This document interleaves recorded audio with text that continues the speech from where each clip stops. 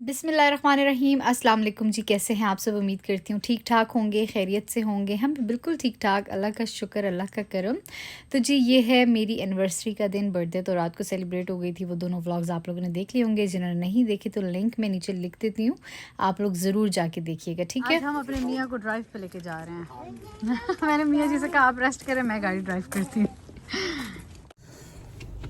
हाँ जी, आप आदाब।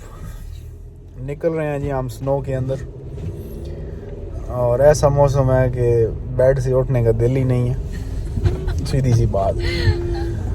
लेकिन आज छुट्टी ली गई है जनाब मैडम साहिबा को खुश करने के लिए, तो मौसम भी दिखाते हैं। ये मौसम चल रहा है आहिस्ता आहिस्ता, और ये आगे बहुत गंदा ख़राब होने वाला है। आज मेरे ख्याल से 7-8 बजे तक लगातार स्नो ही होनी है।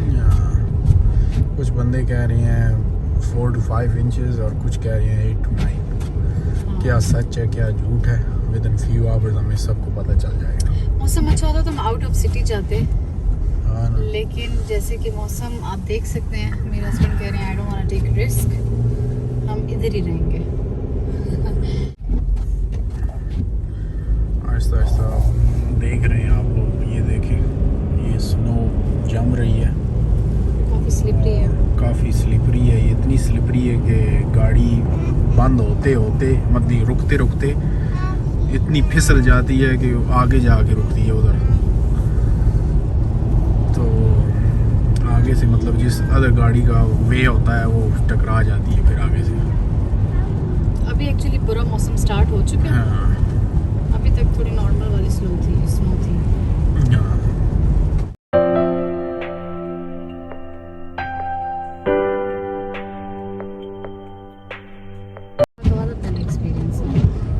मतलब है सही दूसरा, पर वो तब होता है जब दूसरी तुम साथ साथ बोल रही हो, लेकिन ड्राइविंग में ध्यान कम है तुम्हारा, इसलिए ड्राइविंग पे ज़्यादा करो, बोलने पे कम रखो। तो और किसके साथ ऐसे होता है जी कि हस्बैंड साथ बैठे हुए हों और वो आपको ना बार बार बता रहे हो कि ऐसे करना। वैसे अच्छी बात है, लेकिन वो सेटिस्फाई नहीं होते आपकी ड्राइविंग से। यहाँ पर जी मौसम बहुत ख़राब हो चुका था, और मैं पहली बार इस तरह के मौसम में ड्राइव करी थी, और ड्राइव भी इसीलिए करी थी कि हस्बैंड साथ थे, वरना मैं कभी इस मौसम में बाहर निकलती ही नहीं हूँ। तो मेरी तो बिल्कुल पहली बार थी इस तरह के मौसम में ड्राइविंग करना, और इतना स्लिपरी था, इतना स्लिपरी था कि मुझे लिटरली एक दफ़ा मैंने ब्रेक मारी तो मेरी गाड़ी झटके खाने लगी, क्योंकि मैंने कभी इस तरह के मौसम में ड्राइव ही नहीं की थी। मुझे पता ही नहीं था कि ब्रेक कैसे मारते। खैर मुझे बड़ा अच्छा एक्सपीरियंस हुआ, इन्होंने मुझे बहुत अच्छे से गाइड किया कि ऐसे ब्रेक्स लगाओ, ऐसे करो। तो खैर it was all fun, like बड़ा मज़ा आया मुझे। डर भी बहुत लगा, बहुत। आप लोगों को इतना लाइक फील नहीं हो रहा होगा स्क्रीन पे देख के, लेकिन रियलिटी में बहुत बुरा मौसम था, बहुत ही बुरा वेदर और बहुत स्लिपरी था।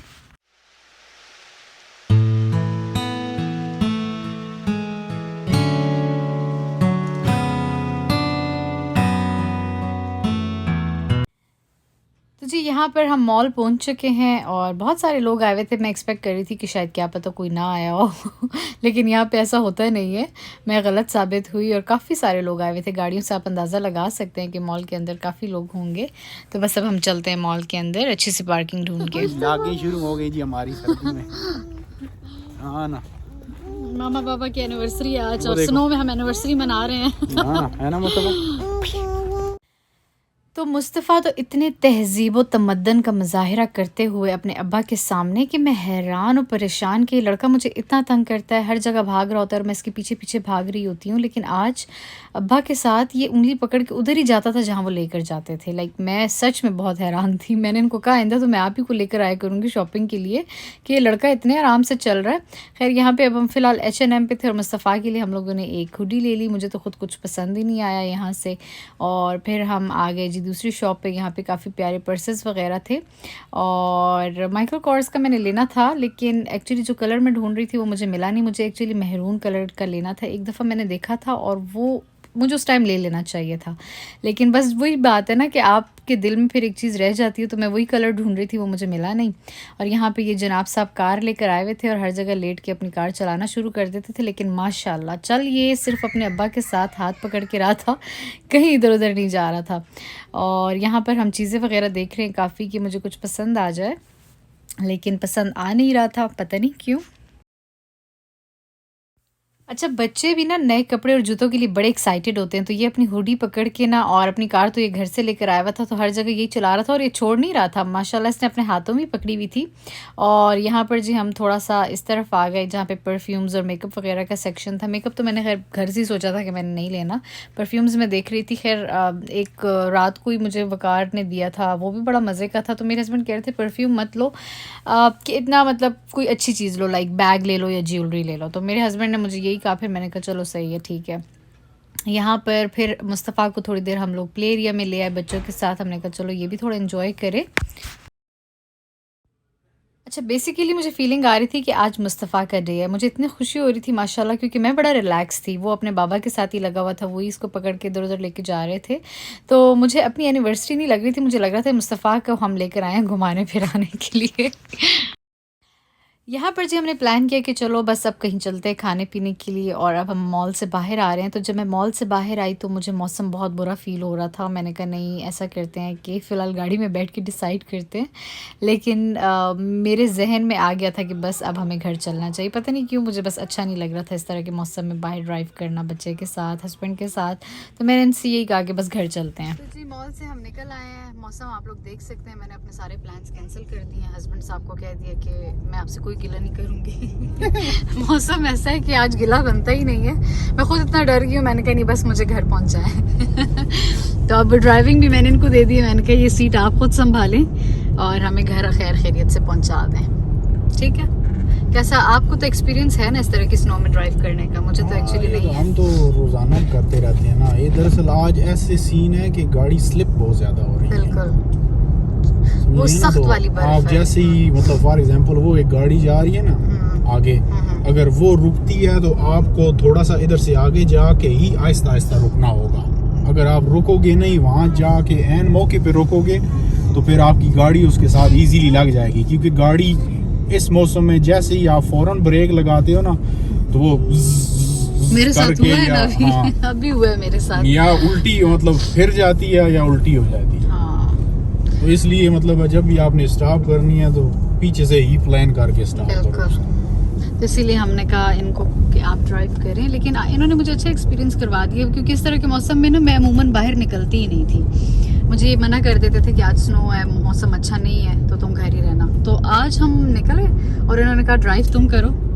तो अच्छा एक्सपीरियंस हो गया मेरा कि इस तरह के मौसम में किस तरह की ड्राइव करनी चाहिए, ब्रेक्स कैसे, क्योंकि मुझसे ब्रेक मतलब मैंने लगाई और गाड़ी स्लिप हो रही थी, लग ही नहीं रही थी। तो मेरे लिए बिल्कुल नया एक्सपीरियंस था। अब देखिए यहाँ पे तकरीबन वो है speed limit I think above 45 है 45 और हम जो हैं वो 36 पे जा रहे हैं। अब इससे भी आगे कुछ गाड़ियाँ इससे भी कम जा रही हैं या कुछ तेज जा रही हैं, लेकिन डिपेंड करता है ना, इंसान जब गाड़ी पे बैठता है तो उसको पता चल जाता है कि गाड़ी किस लिहाज से ब्रेक लगा रही है। बिल्कुल। इवन तो हम लोगों ने ये यहाँ पे स्नो वाला ऑप्शन है वो भी ऑन किया हुआ है। वो उधर स्नो के वो आ चुके हैं, लेकिन फिर भी ये स्नो मौसम बहुत गंदा है ना। मौसम ऐसा है। अभी तो इससे ज्यादा और रात को होगा।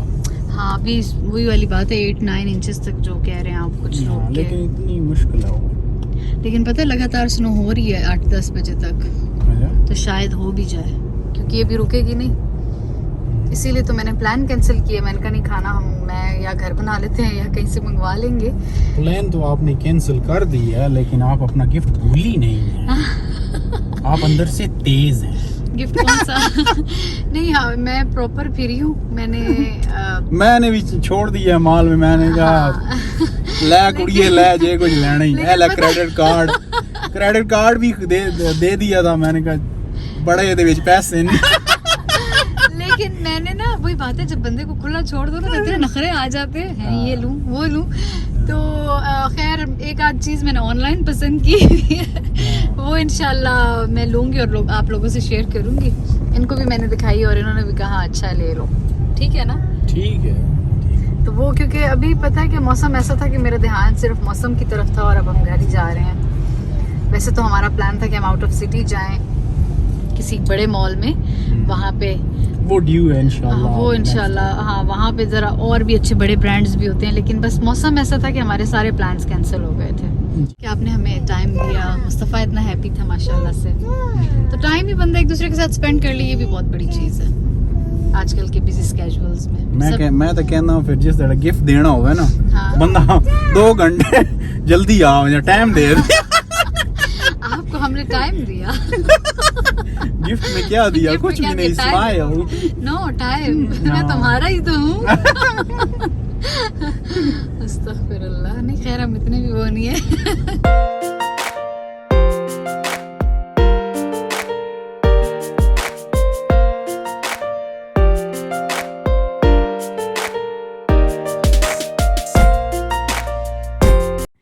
अच्छा, घर आते ही मेरे हस्बैंड ने कहा चलो मैं ज़रा थोड़ी सी ना स्नो साफ़ कर लेता हूँ इस वाली जगह से, ताकि क्योंकि यहाँ पे ही हमारा गुजरना होता है, गाड़ियों में बैठना वगैरह, तो यहाँ से फ्रंट से साफ़ कर रहे थे और थोड़ा उन्होंने कहा चलो मैं आगे भी कर लेता हूँ ताकि मैं इसके ऊपर फिर ना सॉल्ट डाल सकूँ, ताकि जो भी स्नो होती रहे साथ साथ वो पिघलती रहे, क्योंकि जब आप नमक डाल लेते हैं तो फिर ऐसे होता है कि स्नो पिघलती रहती है। खैर बहुत ज़्यादा हो तो फिर तो डेफ़िनेटली बार बार सॉल्ट डालनी पड़ती है, लेकिन हम फ़िलहाल सोच रहे थे कि चलो जितनी घर में सॉल्ट है हम सारी डाल देते हैं, और इतना हो कि बस मतलब बहुत ज़्यादा यहाँ पे फिर क्योंकि गाड़ियाँ स्टक हो जाती हैं, और अक्सर ना बर्फ़ जब ज़्यादा टेम्परेचर डाउन हो जाए तो वो फ्रीज़ हो जाती है, तो उस पर फिर बहुत ज़्यादा खदशा होता है स्लिप होने का और सारा। तो यहाँ पर जिस तरह से अब ये सॉल्ट ले आए थे और डाल रहे हैं, जैसे आप देख सकते हैं, क्योंकि इतना ही फ़िलहाल हो सकता था क्योंकि स्नो साथ साथ आप देख सकते हैं कि कितनी तेज़ी से हो रही है, और उस दिन वाकई बहुत ज़्यादा शदीद वाली हुई थी। तो दोपहर के टाइम पे ये स्टार्ट हुई थी और अभी हम शाम का टाइम था कि घर आ गए थे, तो मतलब अभी चल रही थी और पूरी रात भी स्नो ने होना था। हाय हाय हाय हाय हाय 6 बजे हम घर पहुंच गए, शुक्र है खैर खैरियत से। हम गए भी 4 बजे थे, 2 घंटे हमने आउटिंग की, लेकिन मौसम ऐसा था हमें घर ही चलो। ये यहाँ का मौसम भी है ना पाकिस्तानी टीम की तरह है, cricket 1 minute up next minute down. खैर अभी मैं कुछ बनाने लगी हूँ मज़े का।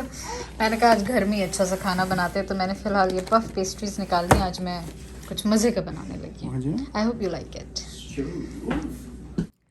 तो यहाँ पर जी फिर मैंने सोचा कि चलो नमकीन कढ़ाई बनाते हैं, क्योंकि मौसम इतना ठंडा था तो कुछ मज़े का खाने का दिल कर रहा था। लिंक मैं नीचे डाल दूँगी डिस्क्रिप्शन में, मैंने रेसिपी ऑलरेडी शेयर की हुई है।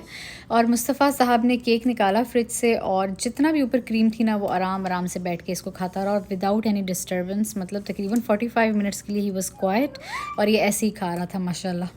तो यहाँ पर जी मैंने एक बड़े साइज़ का अनियन लिया, उसको मैंने ऑयल में डाला सौटे होने के लिए। पफ पेस्ट्री शीट्स को मैंने निकाला, ठीक है, और यहाँ पर हस्बैंड साहब को मैंने लगाया हुआ चिकन श्रेड करने के लिए। एक पूरा ब्रेस्ट पीस मैंने बॉईल कर दिया था जिसको वो अब श्रेड कर रहे हैं। तो शीट्स को जिस तरह आप देख सकते हैं सेम इसी पोजीशन में ही आपने काटना है जिस तरह मैं आपको बताने लगी हूँ। और भी डिफरेंट तरीके होंगे, लेकिन मैं इस तरह काट रही हूँ समोसा काइंड ऑफ, यानी कि उसके 4 एक शीट में से मैं 4 पेस्ट्रीज़ बना लूँगी आराम से, ठीक है। तो वहाँ पे जी प्याज जैसे ही सौटे हो गए, बहुत ज़्यादा ब्राउन नहीं करना, बस हल्का हल्का सा, उसमें मैंने चिकन डाल दिया श्रेड हुआ हुआ। मसालों में मैंने डाला जी लाल मिर्च, ज़ीरा, नमक और काली मिर्च पाउडर, साथ में कोरिएंडर पाउडर और क्या कहते हैं गार्लिक पाउडर और सोया सॉस और साथ में चिली सॉस, ठीक है।